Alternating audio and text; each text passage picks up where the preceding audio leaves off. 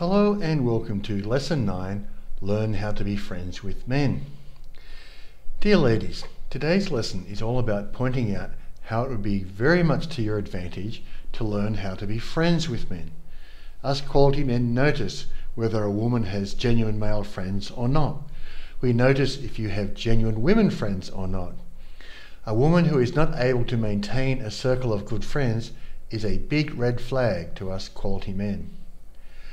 Ladies, you may not know this because of your delusions, but women do not know how to be friends with other people, especially not men. And by this, I do mean Western women. But let me relate two stories from Sue 1 and Sue 3. Remember, these are the two best women I know in my life in terms of the sort of women I would like to have in my life. I do have two other women friends, one of whom will not answer my calls, text or emails because she owes me money. Can you imagine that? Someone who is a friend refuses to talk to you simply because they owe you money and have not been willing or perhaps not been able or perhaps not willing to repay the loan? This is what women call friendship. So, to the story. Sue 3 went home to the Czech Republic for Christmas in 2010. When she came back, we organised to have dinner and catch up. She was not looking forward to going back home, and I wanted to see her and how she dealt with her difficult family situation, and I wanted to be supportive of her. When we were at dinner, she had a bit of a cold and a croaky voice. She told me that her brother, in the name of equality, refused to dig out the snow around the house, and there had been many feet of snow during her time at home. She was forced to dig out the snow because, after all, she was equal. I did not think much of it because it seemed like she had just caught a cold, and being outside digging snow in minus 20 degrees centigrade, that's below 0 Fahrenheit for you in America, that's going to give you a cold if you're not fit and healthy, right? It's a good way to get a cold, be outside digging snow in minus 20 degrees. So we texted each other a couple of times over the next 2 weeks, and I asked to catch up before I went back to London. I guess it was about 2 weeks later, I can't remember now. When we arrived at dinner, she was all bright and sparky, no sign of the cold, so I figured everything was perfectly okay. As we got into the normal, how are you, how have you been these last 2 weeks conversations, she told me that she'd been very sick and had caught pneumonia. She tells me she'd been unable to even get out of bed. She almost ran out of food. She was down to just one day's food left in her apartment, and she had run out of clean clothes, like underwear and things, and was not able to go to the laundry. I was shocked. I asked her, why didn't you get one of your girlfriends to come and help you? And she said, I don't have any girlfriends. And I pointed out that I had often seen her talking to other women on her cell and texting other women. Are these not her friends? I asked. Are these not your friends? How can you have no friends who live nearby? Not even a neighbour? And she said no, that she had no friends at all. No one who lived nearby who would help her. So I said, well, why didn't you call me? I could have come and brought you food. I could have done your washing for you. I could actually collect you and bring you back to my place. It's not a problem. I could take care of you at my place, and it would have been my pleasure to do so. How come you did not call me if you were in need? And I will never forget her response. Shocked me. She said, but if I ask you for help when I need it, then if you ever need help, I will have to help you. And I was shocked. I said, of course, absolutely. That is what friends are for. You help each other when the other person needs it. What are you talking about? I didn't even understand what she was talking about. She said, well, I do not want to have to help you if you ever need it, so I cannot ask you for help when I need it. I shook my head, and we talked more about this. I thought this was just a one-off incident, that she must be crazy, because that was just one of the craziest comments I'd ever heard. Okay, you can imagine it. You know, I actually really liked this girl. We were just starting on this strange relationship together, and I really liked her. I thought she was lovely. And, you know, if she had pneumonia, it would have been no problem. It would have been my pleasure just to rent a car, duck up, pick her up, bring a whole bunch of things together and take care of her. I have a spare bedroom, a spare bathroom. I have everything she needs. But she said, no, if you help me now, then I'll have to help you in the future. And I'm just like, that's crazy. So time moves on, and I had split from Sue One in October 2010, but we stayed in touch as friends. And one time in 2011, I decided to call her up and ask her out, just to say hello and catch up. And she accepted my invitation, and we arranged to meet for lunch so we could spend the whole afternoon and early evening together. As we were talking and enjoying our afternoon, Sue One tells me that she's really angry at her mother, her brother and her son. So I ask her, well, what's that all about? And she tells me she too had caught pneumonia during the winter and was confined to bed for nearly a week. And she told me that her mother, her brother and her son had not even bothered to call her in this period to ask after her health. She was unclear as to whether she had told them that she was very sick, but she was quite adamant that they should have called her when she was ill. I was wondering where this was going, so I inquired, given what Sue 3 had said, I inquired as to how sick she really was. And the conversation was almost the same.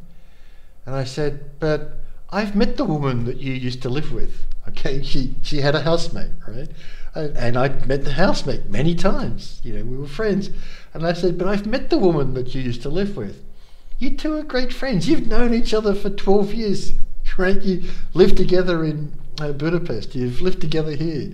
You're good friends. Where was she? Why didn't she help? Where was she?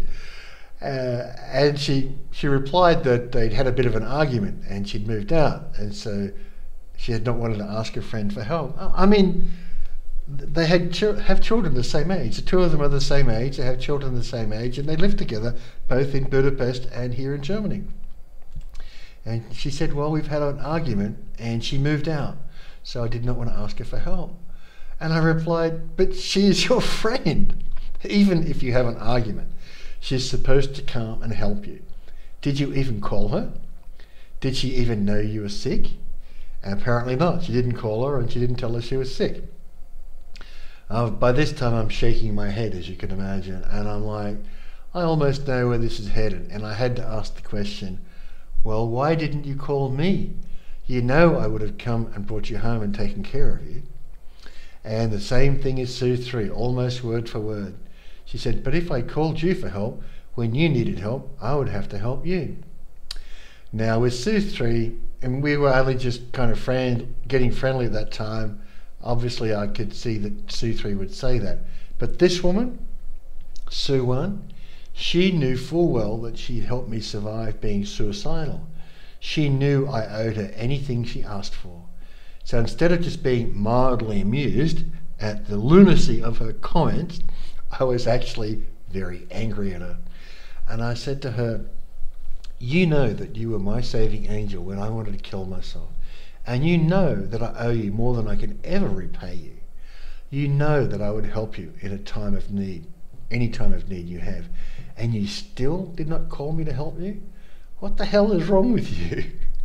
And she said, I just did not want to owe you anything. I want to be independent of any man. I never want to be dependent on a man, even when I'm sick.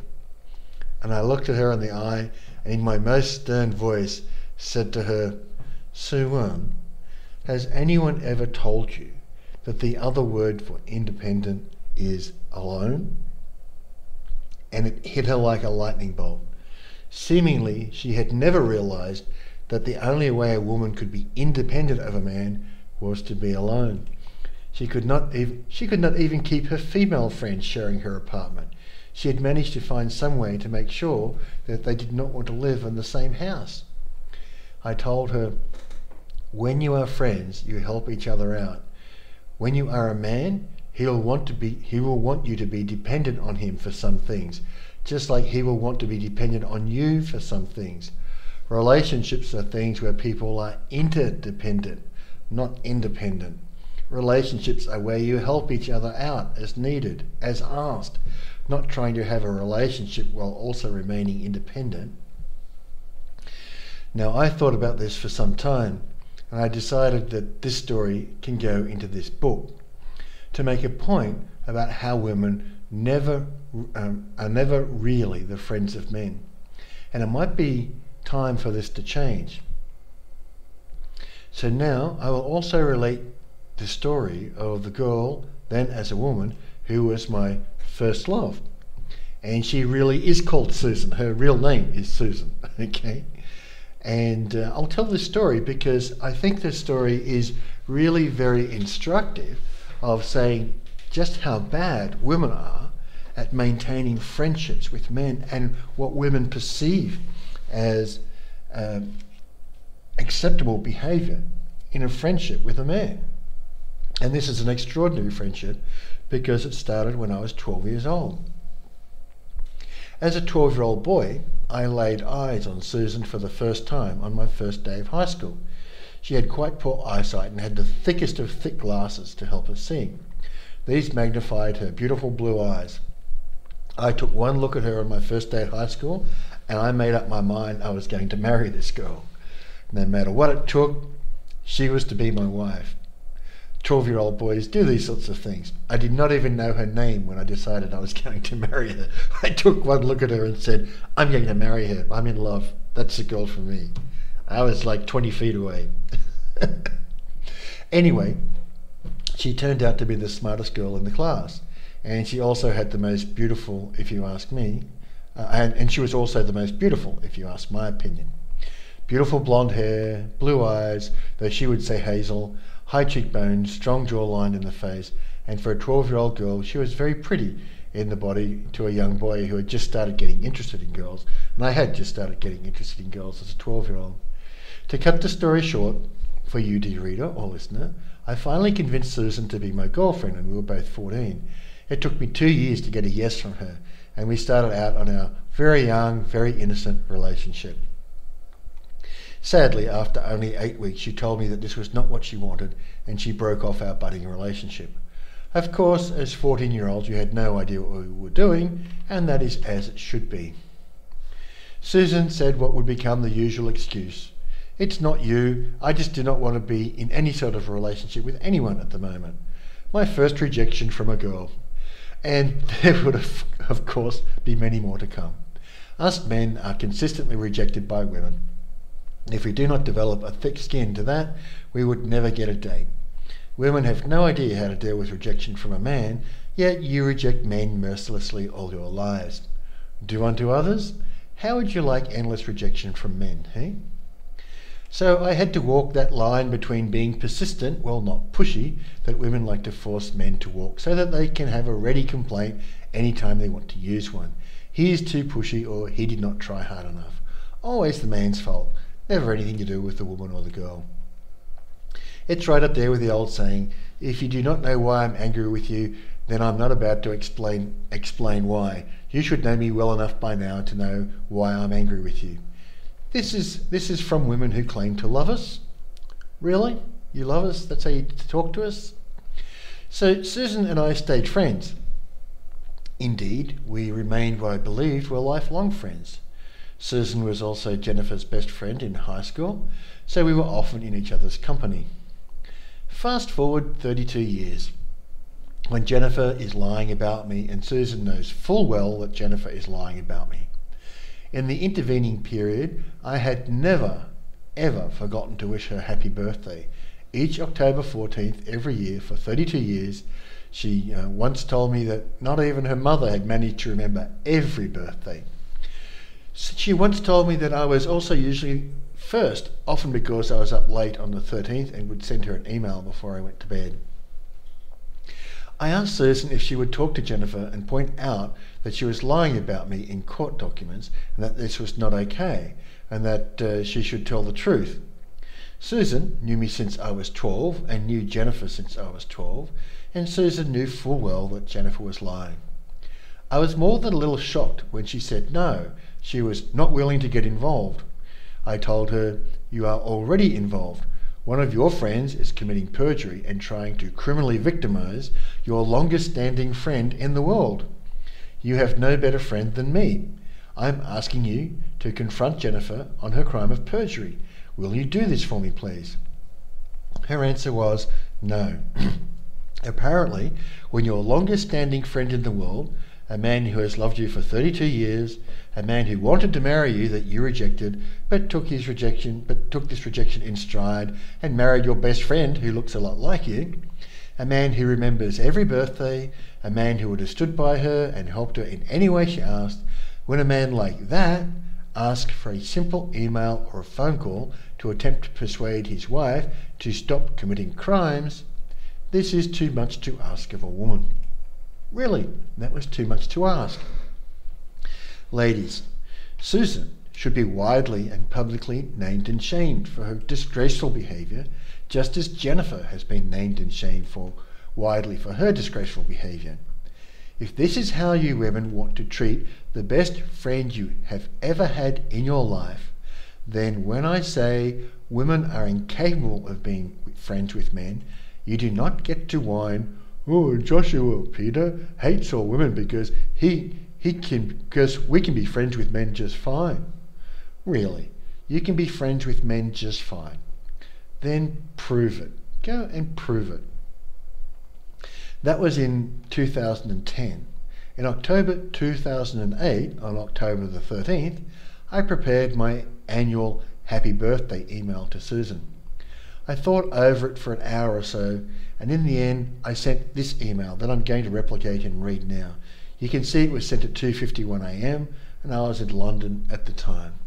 And just before I start reading this fairly long email, I think it's appropriate to pause a few seconds and take a word from one of our sponsors. Hello, and thank you for coming back.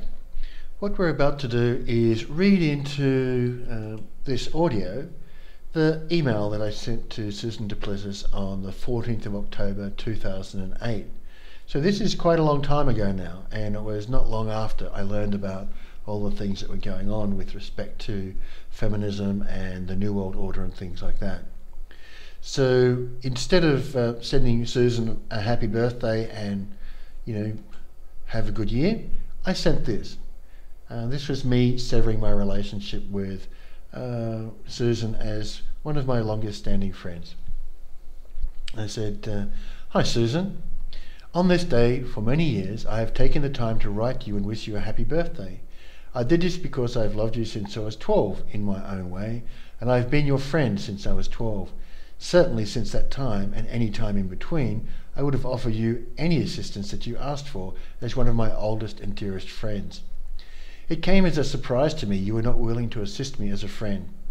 Even more so since Jennifer's actions were so clearly inappropriate, such as lying, stealing, poisoning children's minds to me and the like. After another life event, I started some research in earnest in April. Many of my other male friends, and even one female friend around our age, noted to me how women seem to have changed. They've all gotten greedy, selfish and self-centered to a greater or lesser degree. They are not like they used to be. I was intrigued by this comment and my life experiences. After all, if women like you, Bronwyn Priest, Cheryl Hartman, who have known me for 20 plus years, who each know me to have done my very best for Kristen and Jared, as well as for my own children for 20 plus years, if even women like yourselves abandoned me to my fate of defending myself against Jennifer's lies to the court, her lies to her family, her lies to you, and her lies to everyone who talks with her, with merely the highly biased family law in both Australia and Ireland to defend myself with, well, something must be up, as they say. And I found out that, indeed, something is up. It turns out feminism is destroying our society in unimagined and severe ways. It turns out radical feminism was invented by Marx and Engels as a planned way of destroying our society such that it can be replaced by a new world order invented by the Illuminati. It turns out that the Illuminati funded Marx and Engels to write the Communist Manifesto so that they could use it to start a revolution in Russia after the planned World War I to break the power of the Russian Tsars. And so feminism was first injected into Russia in 1917 by the Bolsheviks. The Second World War was then needed to destroy the British Empire, the Christian Church, Germany, and 6 million Jews had to be slaughtered because the British agreement to give Jews a homeland after World War I was not delivered on. And so the Holocaust had to be so horrific that the world agreed that the Jews should get a homeland. Not to mention, the war had to be so horrific that the failed League of Nations that the Americans torpedoed after World War I could be properly set up after World War II, which it duly was. Now World War III is in plan. Some argue that it is underway and started with the invasion of Afghanistan in its first initial limited ways. But World War III will be a war of West versus Muslims because Islam is still a strong religion and the Illuminati need to get rid of it. You can read about the 3 planned wars here, and the site is called www.3worldwars.com. Your son will be of fighting age when this war happens, and your totalitarian communist government will likely conscript him or imprison him if he does not agree to fight. This is the future women of your age and Jennifer's age who have been willing to be duped by these powerful men in pursuing feminism have left for their sons. Not to mention, boys are now heavily discriminated against in schools, academia, jobs, careers, and marriage. Feminist women have pushed for more rights for women over and above the rights of men to such an extent that your son will have almost no chance of marrying, having children, and be able to actually keep them until the children are 18. All learned people are now saying the only way a man can be sure of not being stripped of his children is to not have them in the first place. All knowledgeable people are telling young men, do not marry, do not have children. Young men are listening in their millions. The marriage strike is growing and the backlash coming against women is going to be very, very severe. You can see it in the web if you know where to look. Women are going to be much worse off.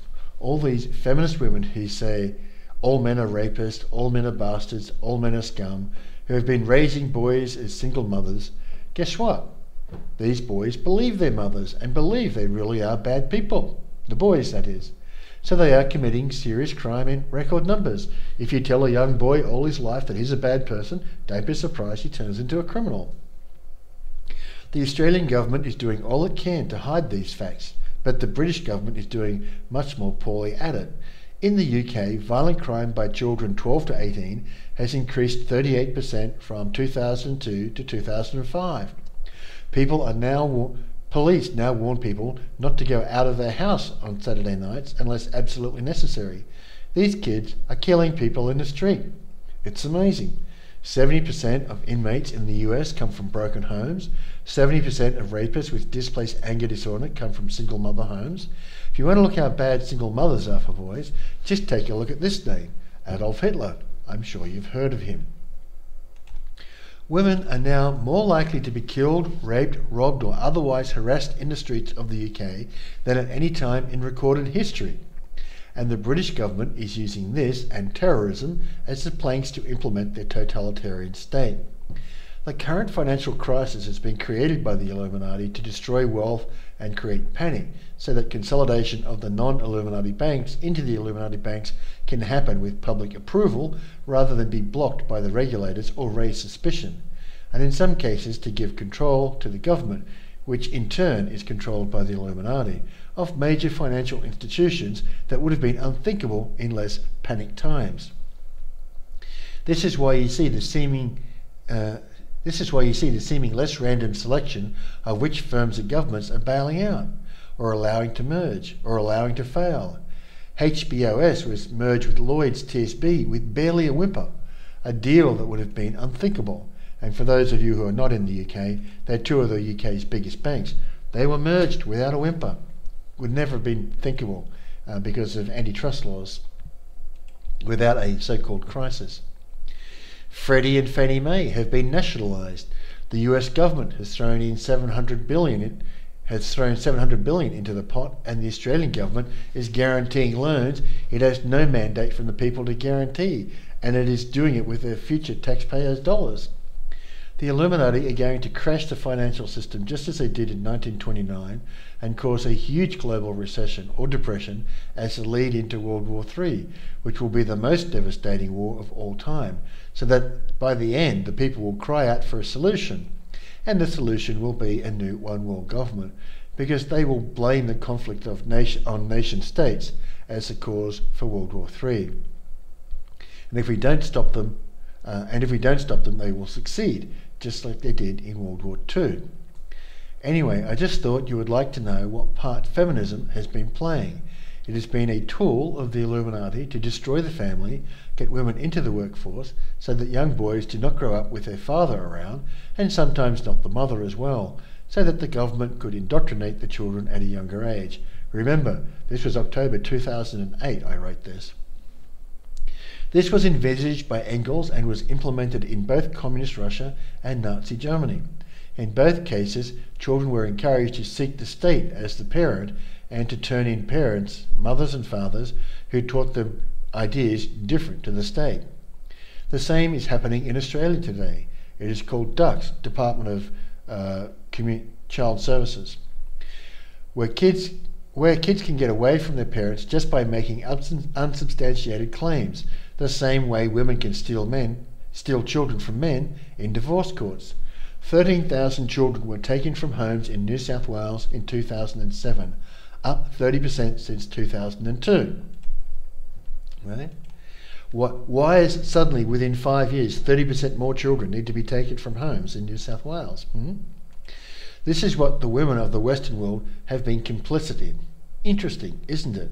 The world you are bequeathing to your children. Me, I am lucky. I have no children to worry about. My health and well-being were severely affected. My efforts to have Jennifer behave in a reasonable fashion, even so far as to petition Bill and Irene, fell on deaf ears. No one, it seemed, cared enough about my children to help them out in my situation, save my real friends, only one of whom was a woman. Women failed badly at being friends. So after long advice from my solicitors as to how long and how much the dual court cases would take and cost, I determined that the only appropriate course of action for myself was to disown my children, sever my relationship with them, and to begin to reinvent myself somewhat different for my future life. Thanks to all the feminists, both male and female, who have supported Jennifer in her treachery, Joshua and Josephine are fatherless. But hey, that does not bother women like you, because fathers are worthless white males in our feminist society. They are merely wallets to be exploited, not people to be considered. I also took a good long look at my society and who I am being in it and how I contributed to it. I thought that doing all I could do to be a model citizen who has raised 4 children, worked solidly for 26 years, paid my taxes, etc., would stand me in good stead.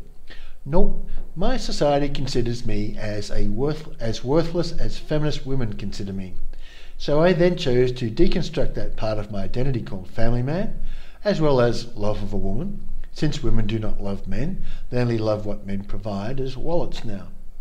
So you see, Susan, when I say Joshua and Josephine are fatherless, I mean that in the most profound sense, in that the man who was their father no longer exists. He can't come back. The man I am now has no desire and no need of relationships with any of the children of Jennifer, which all comes to the point of my note to you. This time last year, I could not have imagined any situation in which I would not love you and would not offer you my friendship. I really couldn't. But a lot has happened in the last year. I have learned a lot about women, their treachery, their deceit, their willingness to give their fellow women a pass even on crimes such as criminal fraud and perjury, refusing to rebuke one of their own for willfully destroying her family, lying to and stealing from her husband.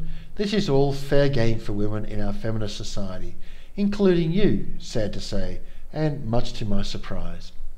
If women like you, Bronwyn Priest and Cheryl Hartman, are unwilling to assist me in such times, indeed are willing to engage in conversation, offering comfort and support to Jennifer as she pursues the destruction of her family, well, quite frankly, with friends like that, I don't need enemies. I really don't. I have only one enemy in the world, Jennifer. I begged and pleaded with her not to make herself so, but she went ahead and did it anyway. She seems not to understand what a lifelong enemy means of a man with a will like mine and the money to back it up.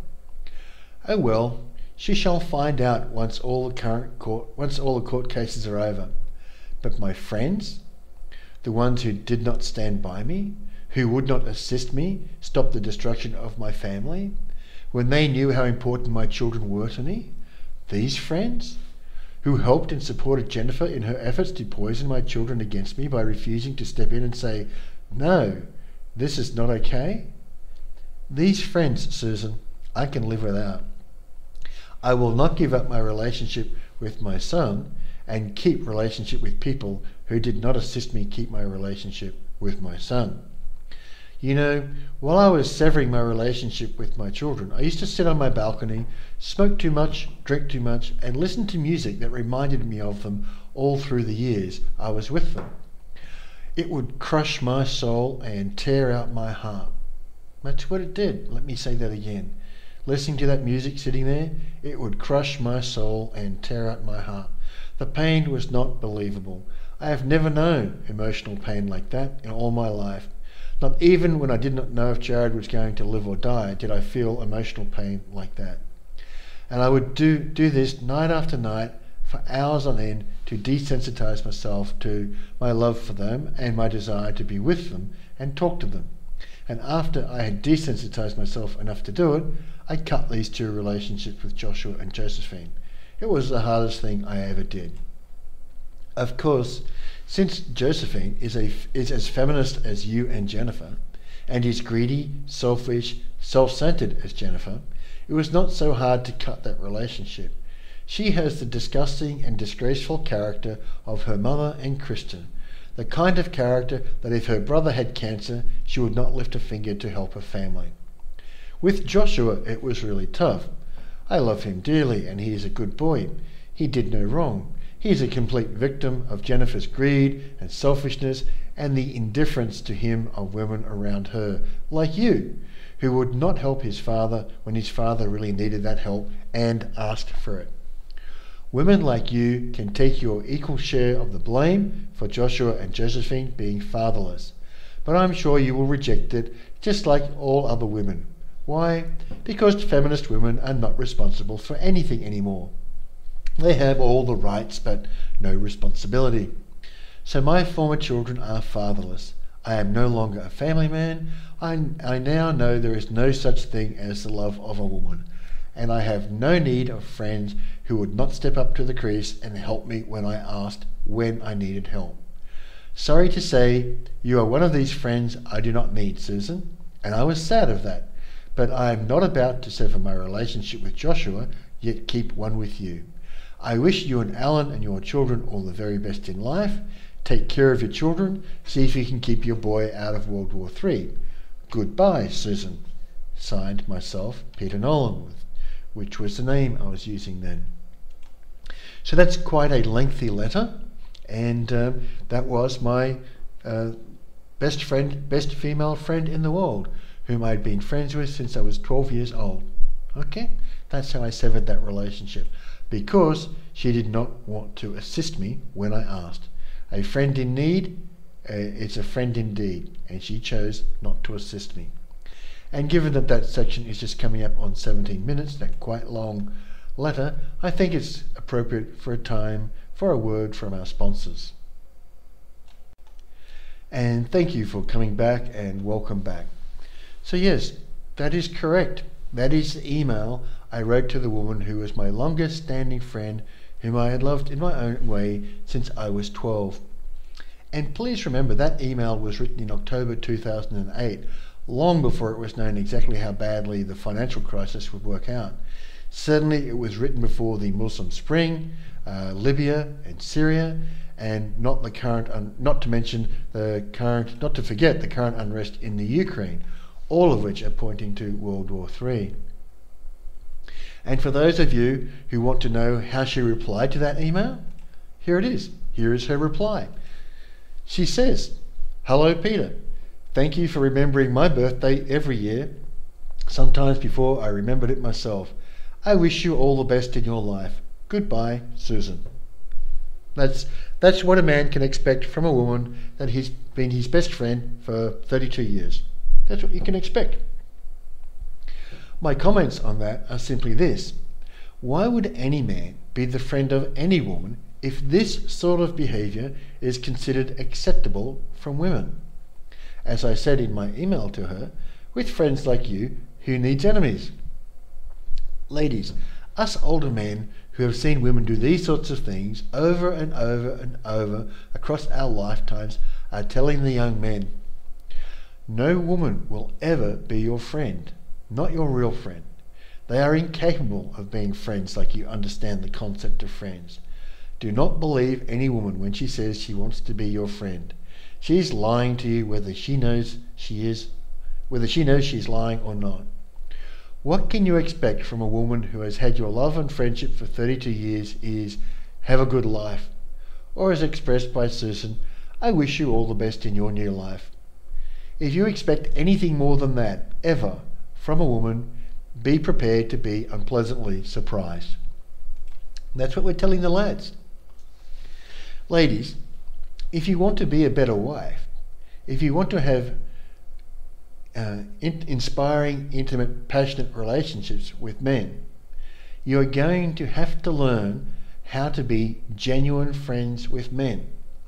If you do not learn to be genuine friends with men, if you do not step up to denouncing and condemning women like this, Susan Chong, Bronwyn Priest, Cheryl Hartman, and the endless other women who knew me very well and rejected my calls for assistance and help with a criminal woman, then you cannot reasonably expect men to believe your lies about how you want to be our friends. We will denounce you as liars when you make such claims. The willingness to be a true friend to a man is one of the things that women could transform relatively easily. The fact that you have refused to do that these last 6 years in any numbers at all is very damning evidence as to what I've been talking about all these years. Dear reader or listener, I will pose some questions for you to ask yourself and answer for yourself so that you can test in your heart whether you have been a true friend to the men you claim to be friends with in the last few years. Most of you have not, but you will not admit it. You will strongly proclaim how you love all the men in your life and how you are good friends with all the men in your life. Rubbish. Really, rubbish. You are to be rebuked for even trying to tell such lies. I was on a Seventh-day Adventist closed Facebook discussion group some time ago. I asked the women present if they had ever denounced in public a woman who had committed perjury in court to steal a man's children. Of the more than 300 women present, not one had ever denounced a woman who committed perjury in public, despite the fact that their Bible says, "Thou shalt not bear false witness against thy neighbour." These women who claim, "I love all the men in my life and I am good friends with all the men in my life," but if a man they knew to be an honest man of honour and integrity was being lied about by his wife so she could steal the children, they refused to to say anything about it. If that is what you Western women characterize as your friendship, are you surprised that men no longer wish to be your friends? Are you surprised they do not wish to marry you? Are you surprised they do not wish to have children with you?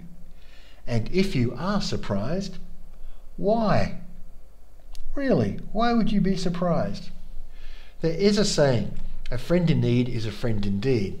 There are millions and millions of men around the world who have been criminally abused by women via the thugs in the judiciary and state via false allegations. You can barely find a street in the Western world where there is not a man who has been criminally abused like this. Have you acted as a friend in need to any of these men? Here are some questions. Have you gone to the men you know who have had their children stolen by faithless ex-wives and asked them to share with you their pain and anger and frustration at the severe crimes committed against them for which they cannot gain remedy? Have you? Have you emotionally supported men who have been driven to the very edge of suicide by their faithless wives? Have you? Have you talked to them, supported them, helped them get back on their feet after everything they held dear was taken from them? By force? By threat of incarceration at the point of a gun? Have you helped them come to terms with being treated as fourth-class citizens behind women, children and stray dogs, and helped them come to terms that this criminal theft was socially applauded?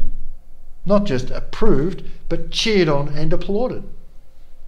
Have you loaned money to a man in need against only his word that he will repay you? Have you denounced publicly women you know who have lied about a man?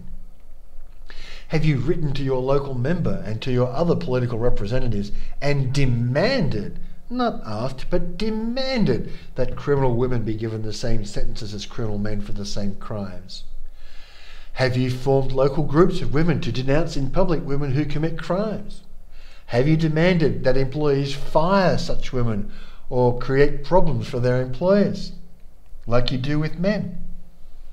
Have you given a homeless man money to buy himself a decent meal in the last 12 months, just because he is homeless and in need, not for any other reason?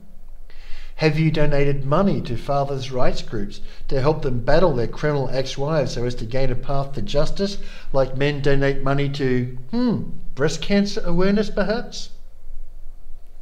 Have you insisted that women's sports, such as tennis, golf or soccer, wear blue for a month to raise awareness and solidarity with men who are victimized by criminal ex-wives, the same way the American Football League spends the month of November making players wear pink for breast cancer awareness?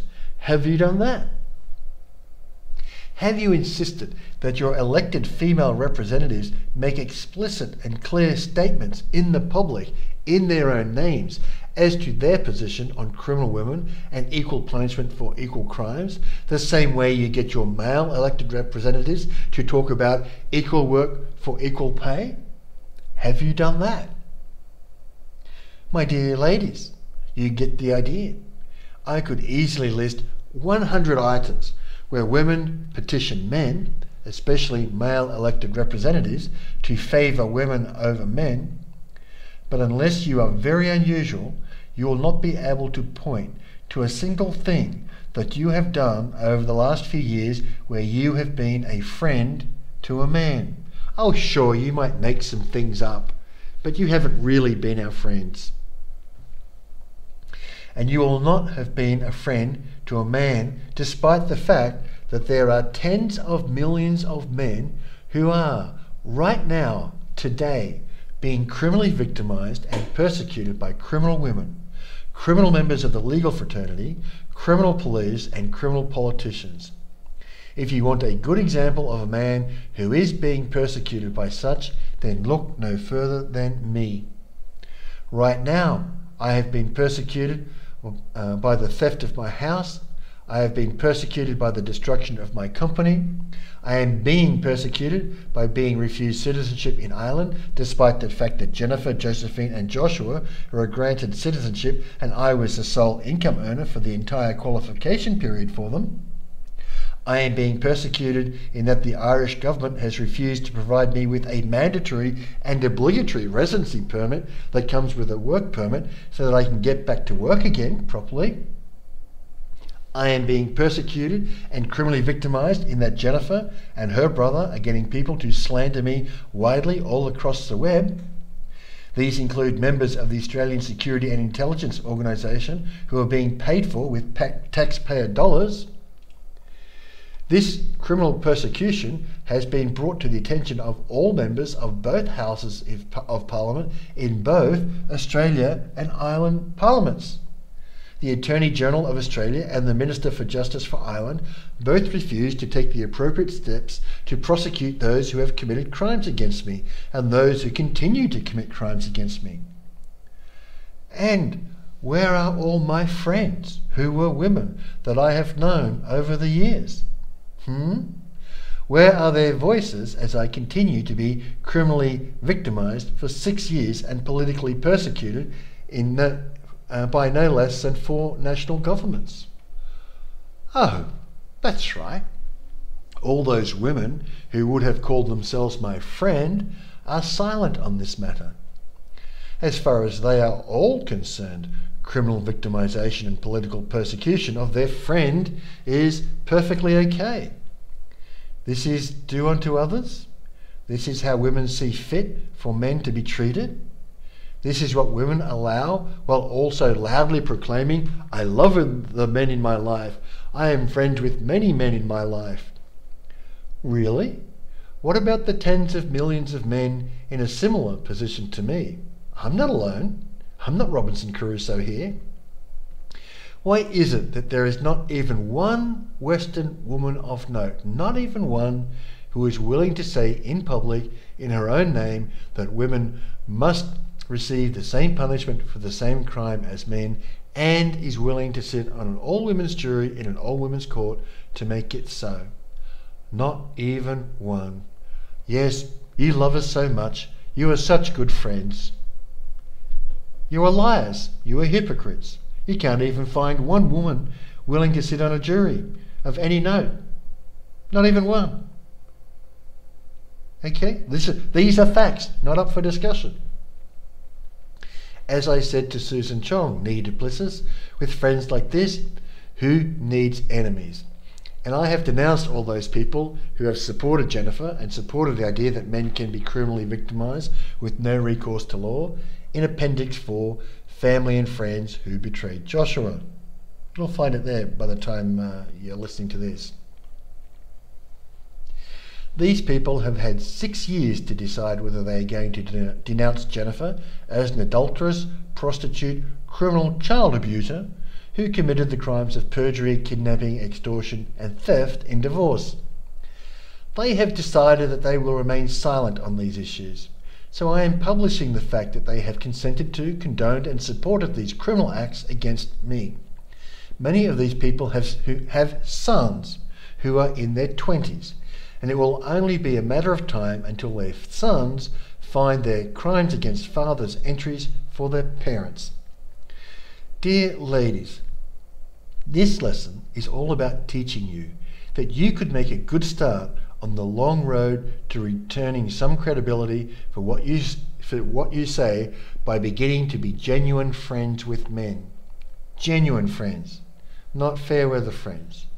To genuinely care about men as human beings rather than being so hateful of them who ignore them even when they kill themselves in protest at how they have been treated, which is what you do.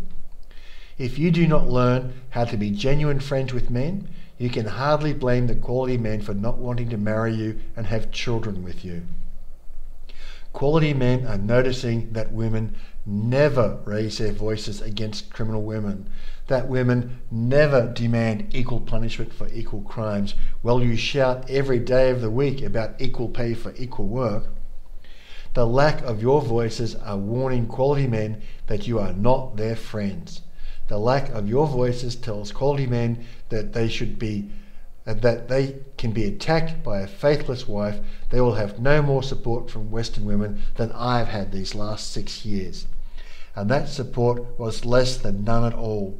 Western women have actually gone out of their way to lie about me, slander me, attack me, and criticize me in every way possible, despite the fact that I am a victim of extensive crimes. Quality men have noticed this and taken good note of how I was treated. Dear ladies, you will either learn how to be genuine friends with men or not. You can no longer claim you are friends with men in any significant number.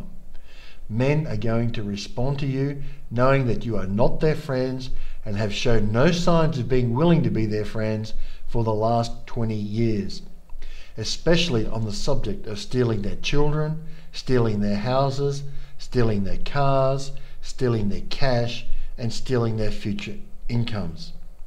You are well advised to change your ways, because your lack of friendship towards men has become very obvious and a rather sore point with many millions of men. And this ends your lesson for today. Thank you very much for listening or reading.